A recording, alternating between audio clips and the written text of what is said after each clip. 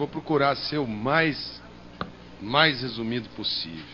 Cheguei aqui a essa audiência pública hoje e logo a primeira fala foi uma fala do presidente da comissão, nosso colega, nobre deputado Nelson Pellegrino. Colocou claramente a sua opinião e colocou de uma maneira quase emocionada o que todos nós aqui temos em comum. Todos nós temos um médico de referência. O embaixador sabe quem foi o seu pediatra. Sua mãe sabe quem é o ginecologista dela. A presidente do conselho sabe quem cuidou do seu filho. Ele disse que o pai dele era médico. Portanto, para iniciarmos, pensem no médico que lhes atendeu.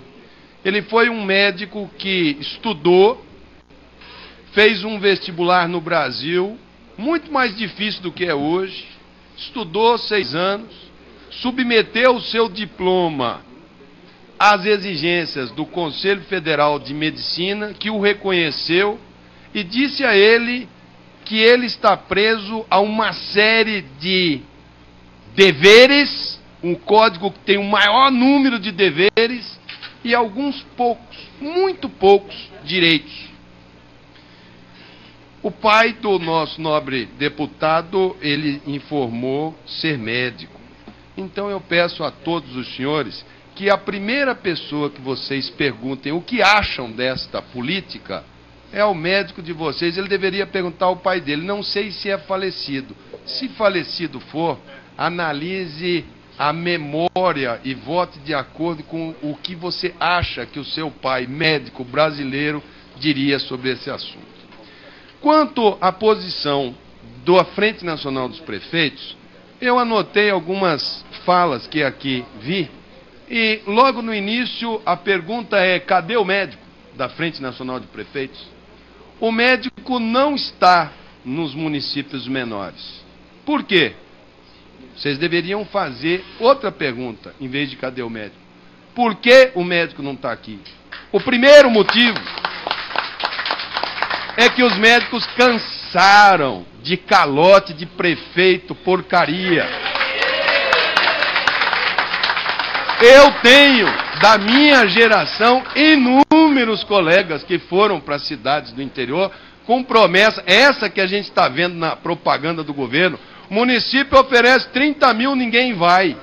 Ninguém vai porque o vínculo é precário, porque não tem concurso público, porque não tem perspectiva de carreira. Tenha um contrato quase verbal, em que depois de 2, 3 meses de satisfeita a gana política daquele prefeito daquele município, ele vai ser rebaixado para 5, para 2, para ver se ele pede as contas e sai com a mão na frente e outra atrás, porque afinal de contas ele é descartável.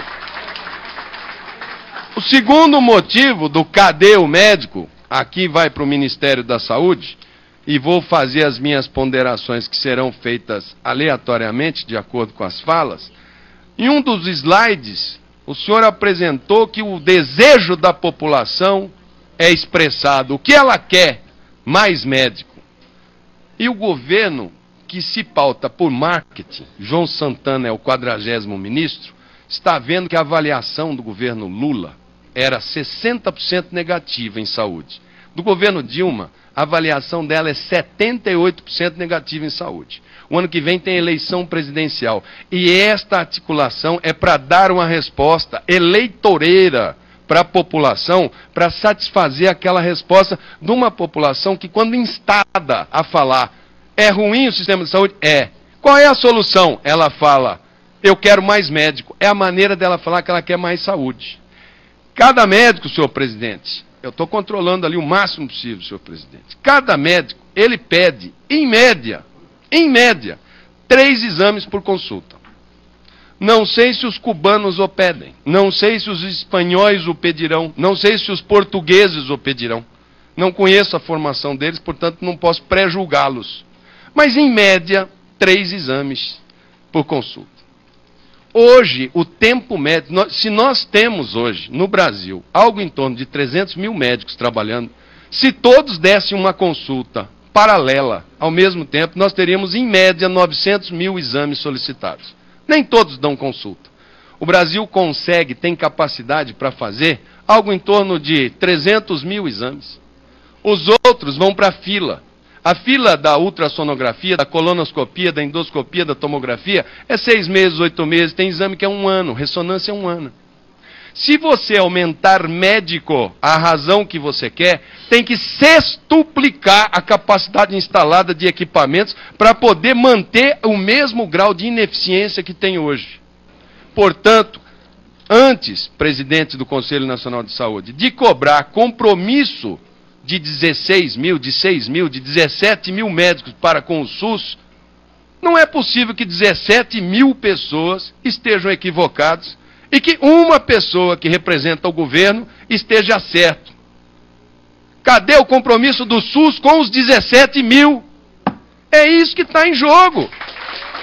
Ora, eu sou da época que se estudava muito, os mais inteligentes da turma eram do ITA e do IME, eles faziam engenharia.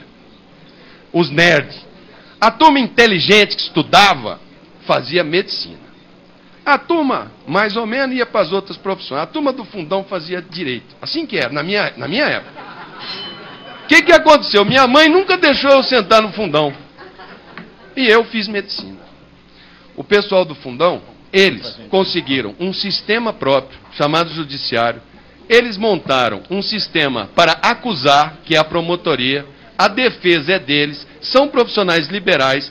Falam que a promoção de justiça tem concurso público e um cidadão para ir para o Ministério Público Federal, ele vai para Cáceres, para Tefé, para onde for que mandarem, porque o salário inicial dele é 29 mil reais. E o do médico vocês querem mandar com a mão na frente e outra atrás.